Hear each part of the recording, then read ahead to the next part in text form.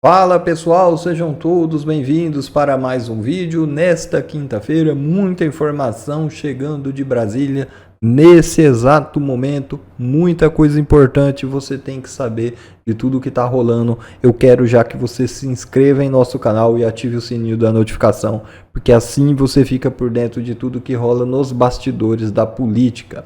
Sem mais enrolações, nós já vamos para esse vídeo, então deixa seu like e bora compartilhar as notícias. O governo Trump estuda classificar o PCC como terrorista mesmo com Lula contrário. É isso mesmo.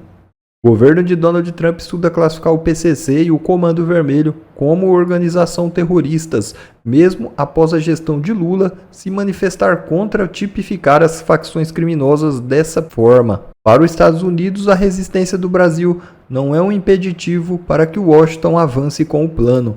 A visita de emissários de Trump para discutir a questão com o governo Lula foi um gesto para que a iniciativa fosse discutida e implementada em conjunto. Ante a resistência do Planalto, Washington pode prosseguir na nova estratégia contra o PCC e o CV de forma unilateral, ou seja, sem a concordância de Lula. É claro, não querem combater a bandidagem, por que será? Trump não vai ligar para isso e vai meter o ferro.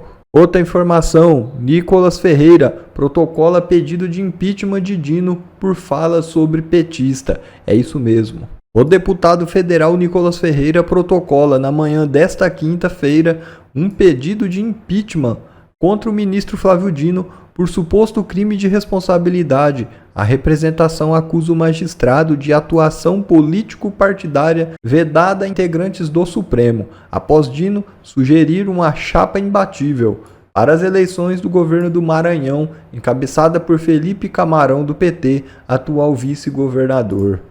Sob qualquer ângulo, dúvidas não pairam de que a excelência transpôs os limites impostos aos magistrados e efetivamente atuou com viés político em evento público de notoriedade, afirma a denúncia do deputado Nicolas, obtida pela coluna. O documento é direcionado ao Senado, casa responsável por analisar o afastamento de ministros do Supremo.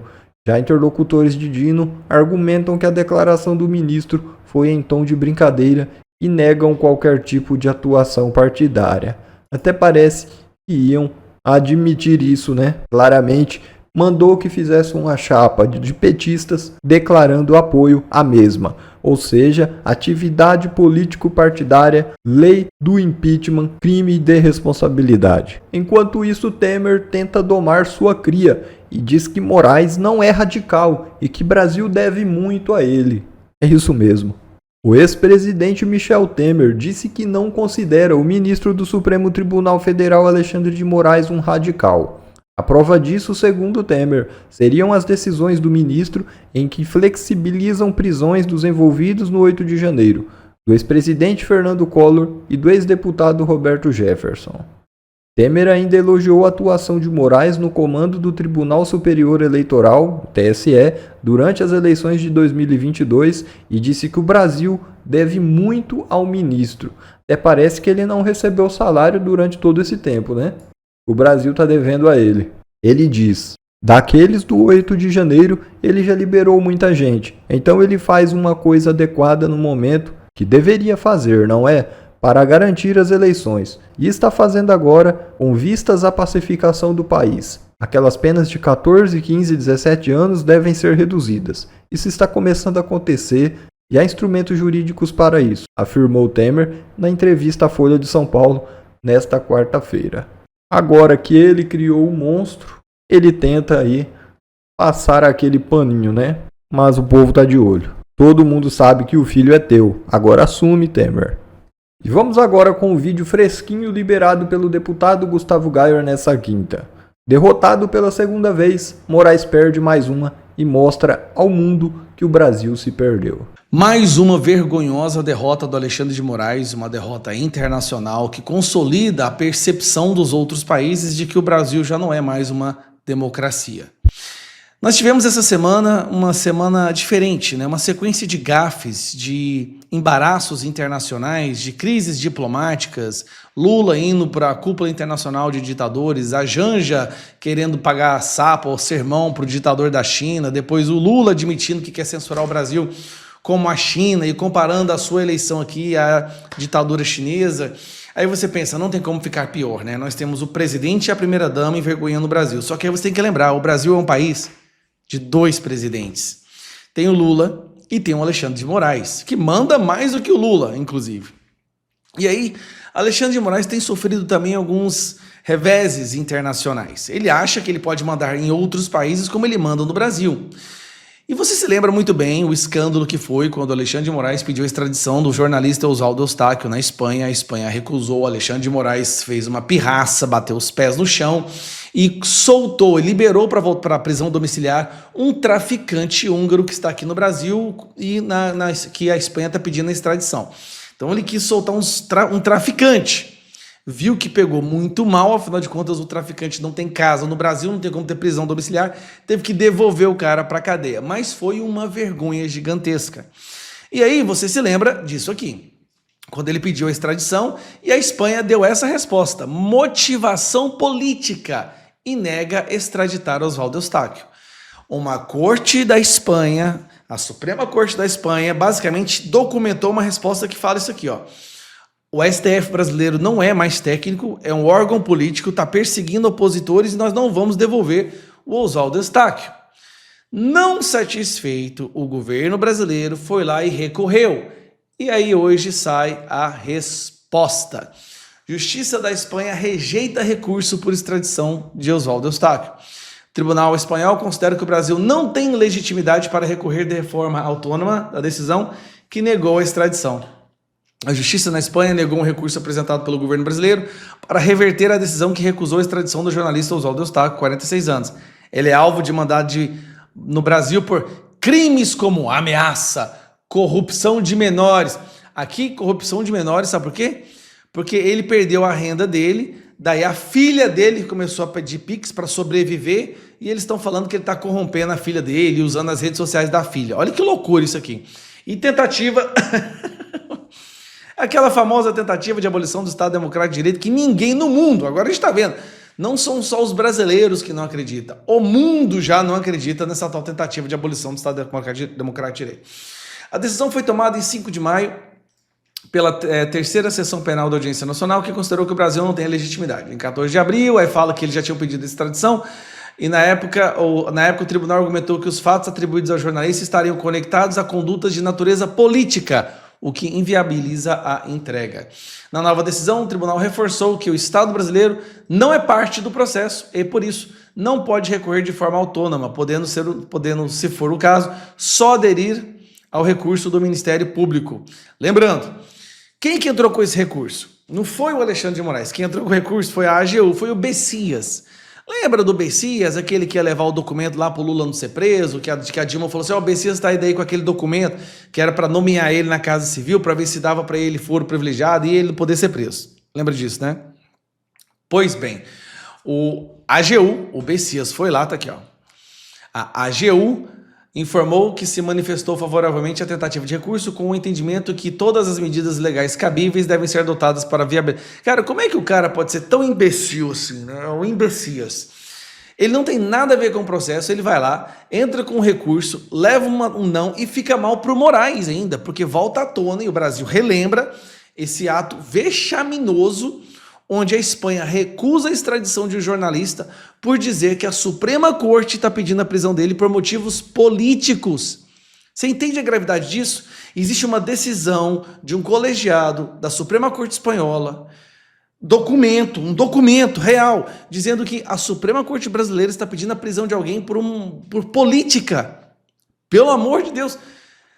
E aí o Alexandre de Moraes continua fazendo o que ele quer. Agora condenou a Zambelli a 10 anos, né? Por que ele condenou a Zambelli? Porque sem prova alguma ele disse que ela estava ligada ao hacker que invadiu o Conselho Nacional de Justiça e depois condenou também ela por porte ilegal de armas, sendo que ela tem porte de armas. Não aceitou a decisão da Câmara dos Deputados, de 315 deputados, da suspensão da ação penal contra Bolsonaro, mas tá tudo bem. A democracia tá punjante. Mais uma vergonha. Agora a AGU fazendo o Alexandre de Moraes passar vergonha. Olá, minha amiga, meu amigo, hora do nosso encontro nesta quarta-feira, 14 de maio, em 2005, está fazendo 20 anos hoje, o estouro no primeiro governo Lula do mensalão. Dinheiro público para comprar voto no Congresso. No Supremo brilhou o presidente do Supremo, Joaquim Barbosa. E Roberto Jefferson brilhou denunciando tudo. Caiu o ministro-chefe do Gabinete Civil, que era o mais importante do governo, José Dirceu.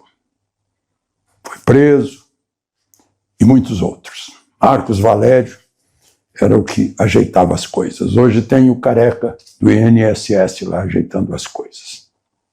Pois bem, voltemos ao que disse o presidente polonês, né? A vergonha de aplaudir Putin, que está procurado pelo Tribunal Internacional por sequestrar crianças da Ucrânia, né, por exemplo. E aí a pergunta é a seguinte, né? Será que não estava informado? O indiano foi convidado. Não foi. Mas foram o que deu golpe no Egito, ditador do Egito, o da Bielorrússia, que está no governo desde 1994, o Maduro, o de Cuba, o do Irã, o da Coreia do Norte. Né? O da Coreia do Norte toma os cuidados secretos e não faz essas coisas. Né? Mas o da China, claro, estava lá. Né? Todo um lado anti-ocidente, anti-americano e não democrático. E Lula, né, com seus afins, com seus amigos. Ficou, tá? É o registro disso. Né? E lá em Pequim, Janja fez dupla com Dilma, imbatíveis. Aquela história do TikTok, que Lula tentou puxar para ele, dizendo que foi ele que levantou o assunto, mas depois ela entrou para falar e tal, e que ela não é cidadã de segunda classe, que não possa falar. Ele desconhece totalmente o ritual diplomático de um encontro entre chefes de Estado. Né? Mas depois a Dilma pegou aquele mapa com o seu afim Márcio Portman, o inventor do mapa, que mostra a realidade. O Brasil de cabeça para baixo e sem norte. Desorientado, pensando que é o centro do mundo. É esquizofrenia pura. E vexame para nós brasileiros. A gente tem tanta riqueza natural, né? Porque a gente não tem também uma compatível riqueza humana com a nossa riqueza natural. É só a gente estudar, ter conhecimento, subir e não descer. O Papa falou, o Papa missionário, agostiniano missionário. Não para esse Papa, em contato com todo mundo.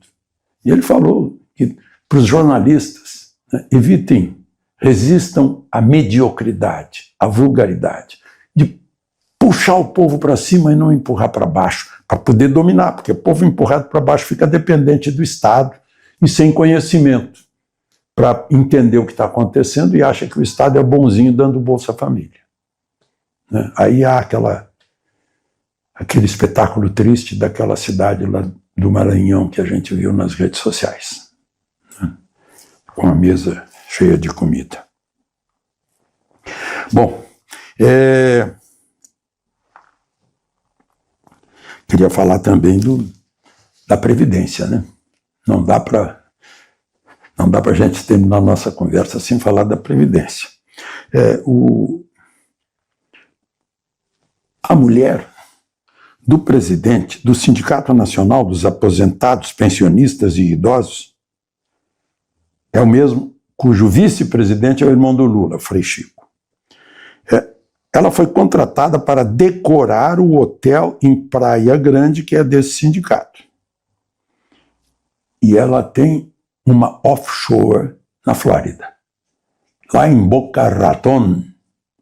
Eu acho que é em Boca Raton que está correndo aquele processo lá que envolve Alexandre de Moraes. Né? Bom, mas não tem nada a ver uma coisa com a outra, é na mesma cidade. E aí, os governistas têm dizendo, não, começou com Bolsonaro. Só que não, omitem que Bolsonaro, quando percebeu que havia isso, já no primeiro ano, baixou uma medida provisória 871 para acabar com isso. E aí a Malu Gaspar, que é do Globo, foi pesquisar nos anais da Câmara e do Senado para saber se era verdade, e descobriu que não era. Que a oposição de então, a esquerda, fez de tudo, chegou a ter uma força-tarefa da esquerda para derrubar a medida provisória de Bolsonaro, que moralizava, que transferia, ou melhor, que punha nas mãos dos aposentados e pensionistas a decisão de contribuir ou não com os tais sindicatos. Eles fizeram o maior barulho na Câmara, conseguiram, digamos, suavizar a medida provisória, ainda conseguiram um buraquinho. E a Malu Gaspar descobriu que um discurso na tribuna do deputado Carlos Veras, do PT, que é irmão do presidente desse sindicato dos aposentados, idosos e pensionistas, fez um discurso dizendo que essa emenda à medida provisória era para salvar trabalhadores e trabalhadoras. Eu acharia mais lógico dizer trabalhadoros e trabalhadoras, não é? Bom, mas enfim. Então, teve uma força-tarefa. E aí, resolveu-se tudo quando entrou o governo Lula de volta. Aí liberou de vez. E é isso que a gente está vendo. E agora, estão dizendo que esses aposentados, pensionistas, idosos, frágeis, é só recorrer ao app, ao aplicativo Meu INSS, que está disponível no mundo digital. Será que eles vão ter condições? Ou será que a secretária do careca do INSS tem mais informações do que o Dataprev para só saber quem foi que cedeu e consultar? Parece que não está havendo muita vontade, né? Mesmo porque a gente está vendo que ninguém nesses sindicatos aí, que claramente agiram como estelionatários, né? Ninguém foi preso. Tudo muito estranho. Aliás, descobriu-se também que lá o SAC, né, o Serviço de Atendimento ao Cliente, tinha ordens do chefe, que era integrante do Sindicato da Pesca, que aqueles que reclamavam pelo telefone, que ainda são da geração do telefone, mandava lá para o app, para o aplicativo, para o site. Aí a pessoa desligava, perdendo outro mês com R$30, R$25, R$40. Meu Deus. E o governo faz de tudo para evitar uma CPI, porque só uma CPI para investigar isso, porque está muito profundo, né? Nesse dia do aniversário, 20 anos de Mensalão. Continua tudo o mesmo. Afinal, foram os eleitores que queriam de novo, com todo o seu esforço, né, de masoquismo. De Lisboa, Alexandre Garcia. É isso aí, pessoal. Nosso vídeo vai ficando por aqui. Se você gostou, deixa seu like e até a próxima.